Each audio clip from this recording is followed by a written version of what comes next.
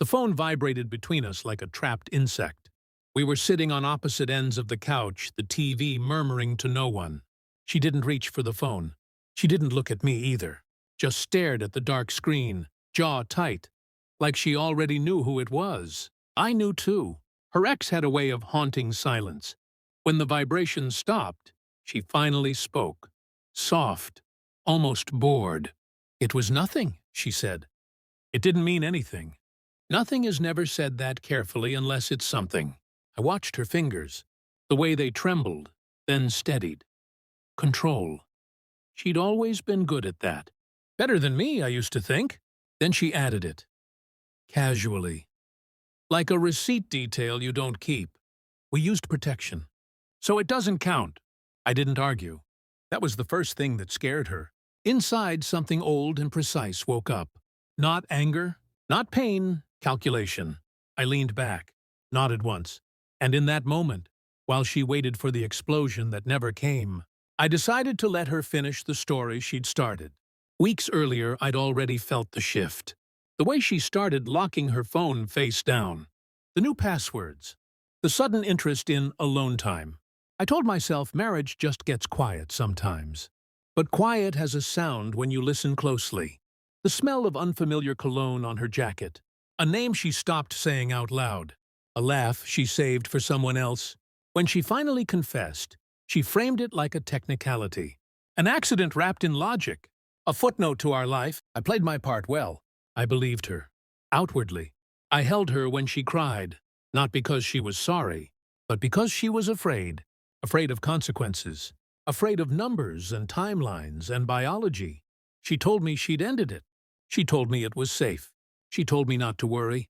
I worried in silence. I watched. I counted days. Watched cycles. Noted changes. I noticed the way she started hiding certain things. Little boxes tucked behind towels, under sinks, buried where trust goes to die. I didn't rush. Rushing is for people who still think emotions lead somewhere useful.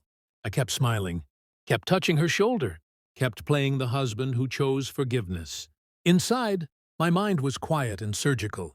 I didn't need to catch her again. I already had the truth. What I needed was certainty, timing. So I waited. When the test came back positive, she didn't cry at first. She stared at the stick like it was written in a language she refused to read. Then she laughed. A thin, broken sound. "It can't be," she whispered. "We were careful." She looked at me then, really looked, searching my face for panic, for blame, for permission to lie one last time. I gave her none of it. Instead, I asked one question. Calm. Measured.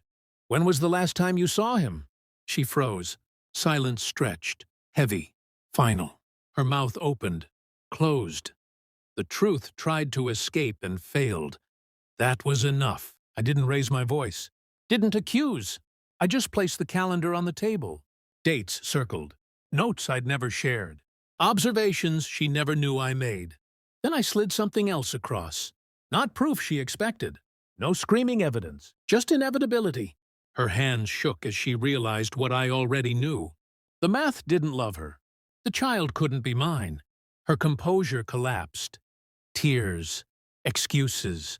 Words tumbling over each other. Desperate to be believed again. I didn't think. I was scared. It was just once.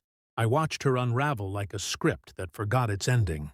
When she finally asked, voice cracking, eyes wild, "What are you going to do?"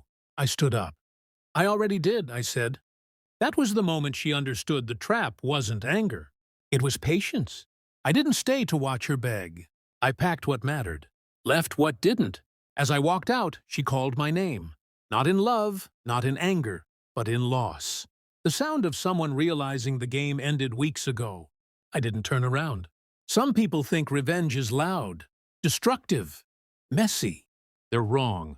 Real revenge is letting the truth finish the job while you walk away untouched. I don't hate her. Hate requires attachment. What I feel now is cleaner. Nothing at all.